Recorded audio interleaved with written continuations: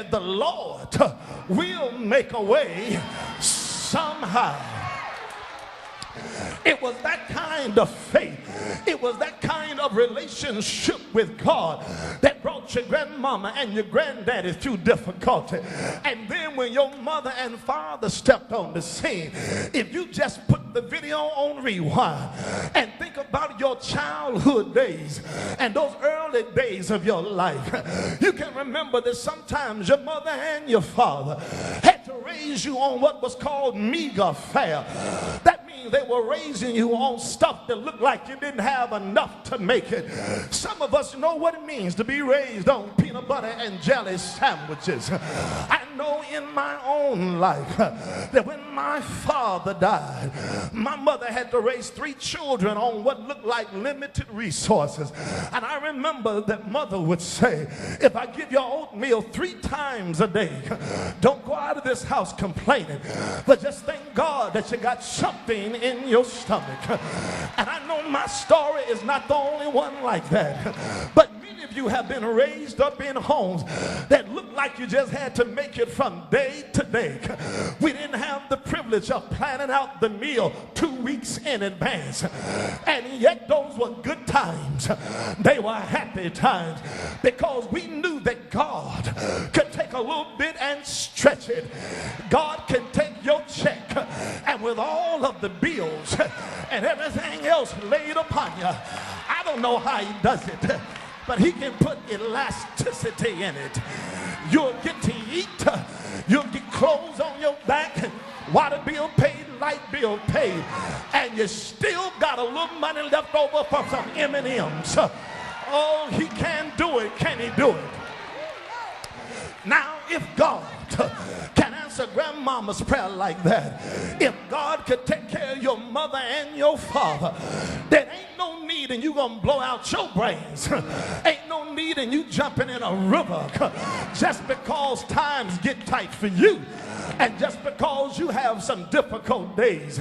You just need to understand the links and the lineage of your spiritual legacy, because you need to understand that not only is God going to answer your prayer, your grandmom has already gone to be with the Lord, but before she took her last breath, she prayed for her grandchildren. And don't you know that God will honor prayers even when others have already made it to the kingdom?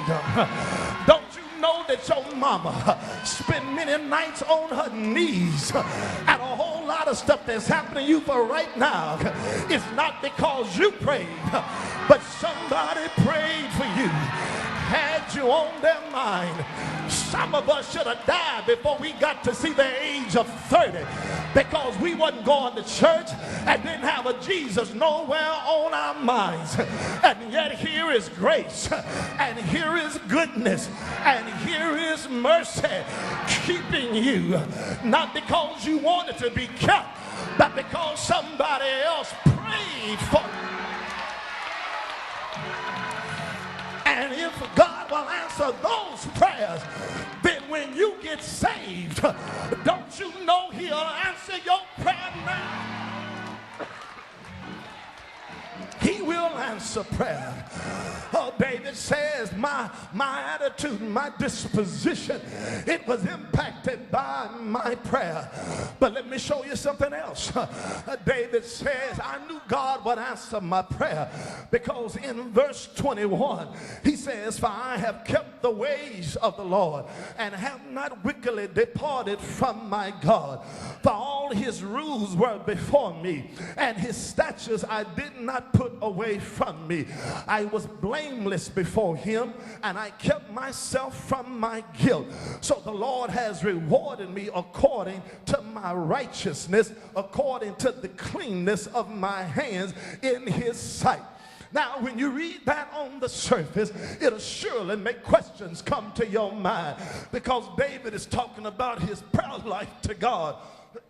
And David is saying, I knew God would answer my prayer because my relationship with him was so tight, is that I sought to honor God.